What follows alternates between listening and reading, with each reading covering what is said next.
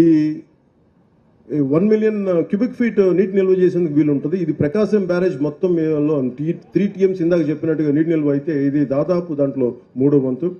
ఇది ఈ రైతులకు నిరంతరం నీటి అందుబాటులో ఉంటుంది. రైతన్నల సంక్షేమం కోసం గ్రామీణ అభివృద్ధిని దృష్టిలో పెట్టుకుని మహాత్మా గాంధీ జాతీయ గ్రామీణ ఉపాధి హామీ పథకం కింద ఈ ఫామ్ పాండ్స్ చేపట్టాం.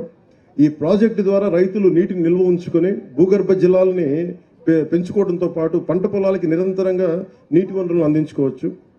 అంటే దీనికి మీరు చూస్తే అనంతపూర్లో ఒక మంచి ప్రైవేట్ ఇనిషియేటివ్ ప్రైవేట్ వ్యక్తులు చాలామంది చేశారు. టింబక్టు ఇనిషియేటివ్ అని. ఉదాహరణకి మీరు ఇజ్రాయెల్ పోతే ఇజ్రాయెల్ నేల ఇంతకంటే ఇంకా అసలు ఎండిపోయి ఉంటుంది, ఇంత పచ్చదనం కూడా ఉండదు. అలాంటి చోట రివర్ జోర్డాన్ ఒక్క నది ఉంటే ప్రపంచానికే నదులు లేని ఎక్కువ జీవనదులు లేని ఒకే ఒక జీవనది ఉన్న ఆ ఇజ్రాయెల్ దేశం ప్రపంచానికే డ్రిప్ ఇరిగేషన్ టెక్నాలజీ ఇచ్చింది. ఎప్పుడైతే మనకి నీటి సౌకర్యం ఉండదో, ఎక్కువ మన కష్టం ఉంటుందో, దాన్ని మనం శ్రమపడి వాళ్ళ తెలివితేటలు పెంపొందించుకొని మన ప్రపంచానికే మనకి డ్రిప్ ఇరిగేషన్ అందించారు ఇజ్రాయలీస్. సో అంటే మనకి మనసు పెడితే ఏదైనా సాధించవచ్చు అనేది మనం దాన్ని పెట్టుకోవచ్చు. అందుకే ఈరోజు 1,55,000 పాండ్లు గనక ఈ కుంటలు నీటి కుంటలు నిజంగా సద్వినియోగం చేసుకోగలిగితే పెద్ద ప్రాజెక్టులు వచ్చే వరకు మన రాయలసీమ నేలకి ఇవన్నీ చాలా చాలా సహాయపడతాయి. అలాగే నేను ప్రత్యేకించి చెప్పింది ఏంటంటే, ఇది ముస్నోబా ఫుకోకా ఇందాక మన చైతన్య గారి అబ్బాయి చెప్పినట్టుగా నిజంగా కనుక ఫామ్ పాండ్లు చుట్టూ, ఎందుకంటే నేను ఈ నీటి గుంటలు నేను నా ఇంట్లో నా ఫామ్లో చేసుకున్నాను ఒకప్పుడు.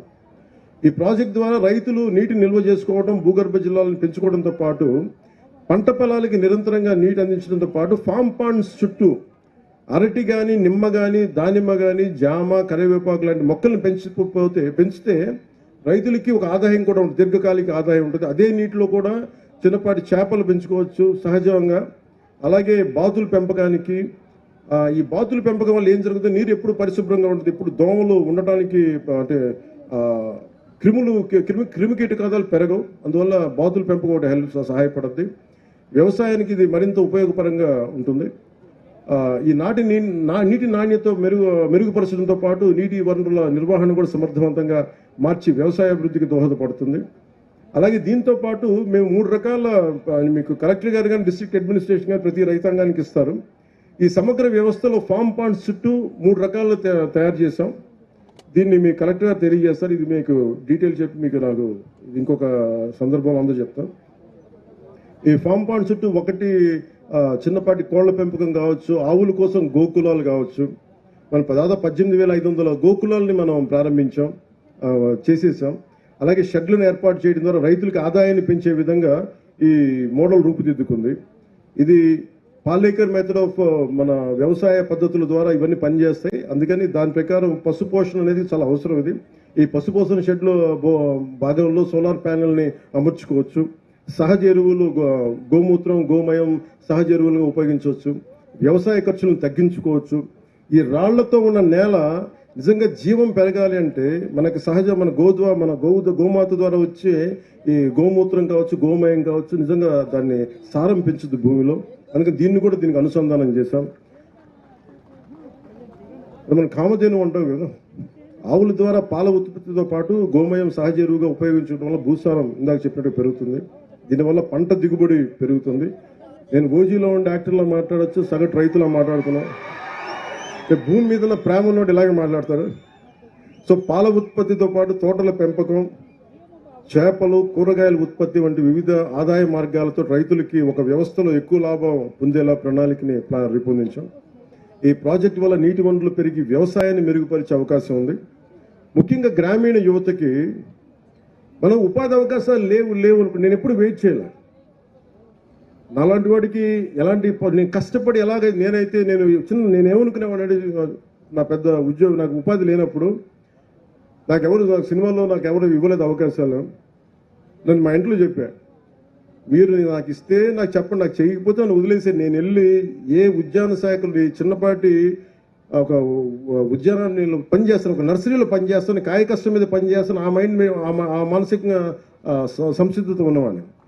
అండ్ ఎందుకంటే మీరు పని చెయ్యాలి అని కోరికున్నవాడికి, నిజంగా బద్ధకం అనేది లేని వాడికి మనకి లక్ష్మీదేవి ఉంటుంది తప్ప పక్కన నిజంగా పని చేయలేదు అనుకున్నవాడికి కష్టాలు ఉంటాయి తప్ప పని చేద్దాం అనుకున్నవాడికి ఎప్పుడు కూడా ఏది ఎదురు కాదు. సో నేను మిమ్మల్ని ఒక విషయం గురించి మిమ్మల్ని ప్రత్యేకంగా ఆలోచించమంటా ఉన్నాను. రైతన్న కష్టపడతాడు, సమర్థవంతంగా పనిచేస్తాడని, కానీ సరైన వనరులు లేకపోతే లేదా ఉన్న వనరులు సరిగ్గా ఉపయోగించుకోలేకపోతే అతని కష్టం వృధా అవుతుంది. అందుకని ఈ ఫామ్ పాండ్ ప్రాజెక్ట్స్ ద్వారా, నీటి కుంట ప్రాజెక్ట్ ద్వారా రైతులకి నీటి సమస్య తీరుతుంది, పంట దిగుబడి పెరుగుతూ ఉంది, రైతులకి ఆదాయం పెరుగుతుంది. గ్రామాల్లో అభివృద్ధి అంటే కేవలం రోడ్లు, భవనాలు కట్టడమే కాదు, ఇది యువతకు కూడా ఉపాధి లభించాలి, రైతన్నులకి అభివృద్ధి సాధించాలి, ఆర్థిక వ్యవస్థ బలపడాలి అని ఈ పథకం ద్వారా రాష్ట్రంలోని గ్రామాలు స్వయం సమృద్ధిగా మారుతాయి, రైతుల జీవితాల్లో కొత్త వెలుగులు రావాలి. ఇదే నారా చంద్రబాబు గారి నాయకత్వంలో, ముఖ్యమంత్రి గారి నాయకత్వంలో ఈ రాష్ట్రం కోరుకుంటున్నదే, రైతుల జీవితాలు కొత్త వెలుగులు రావాలి. ఇది మా ఆశయం, ఇది టీడీపీ ఆశయం, భారతీయ జనతా పార్టీ ఆశయం, జనసేన ఆశయం. నీరు నిల్వ భవిష్యత్తుకు బంగారు బాటన సంకల్పంతో రైతుల అభివృద్ధి కోసం ప్రభుత్వం కృషి చేస్తుంది. మనందరం కలిసికట్టుగా ముందుకు తీసుకెళ్లి ఈ గొప్ప సంకల్పాన్ని విజయవంతం చేద్దాం. ఒక్క నిమిషం, మీ మాటలన్నీ వినిపిస్తాయి చెప్తాను. సో రైతన్నకి జైలు తెలుపుకుంటూ జై ఆంధ్ర. కానీ జై హింద్ చెప్పబోయే ముందు మీ అందరి గురించి మాట్లాడాలి కాబట్టి అవి మాట్లాడతాం. అంటే దారిలో వస్తూ ఉంటే ఇందాక అక్కడున్న ఎంపీడీఓలు మాకున్న సమస్యలు నా దృష్టికి తీసుకొచ్చారు, గ్రూప్ 1 ఎంపీడీఓస్. ఇది ఖచ్చితంగా మన ఉన్నతాధికారులు ఇక్కడే ఉన్నారు, వారికి తెలియజేసి నేను మీ సమస్యకి ఒక పరిష్కార మార్గం వెతుకుతాం.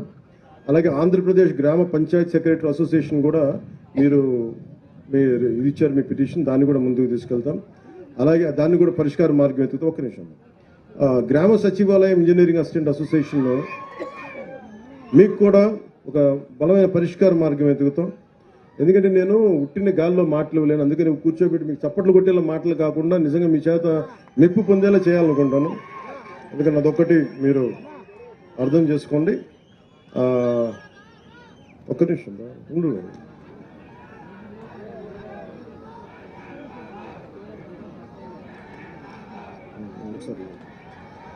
మీరు నా పేరు కంటే కూడా మీరు ఏ వెంకటేశ్వర స్వామి పేరు తెలుసుకుంటే ఎంత పుణ్యం వస్తుంటే మీకు.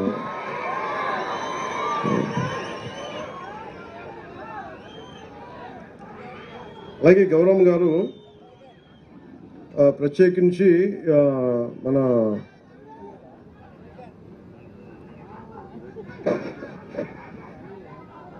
పాణ్యం నియోజకవర్గానికి సంబంధించి చాలా ఒక 2-3 కొన్ని అంశాలు లేవనెత్తారు.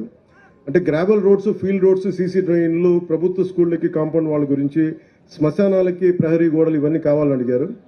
పరిమితి వరకు మీరు ప్రణాళికని రూపొందించుకుని తొందరగా పనులు పూర్తి చేయమని కలెక్టర్ గారికి ఆదేశిస్తా ఉన్నాను.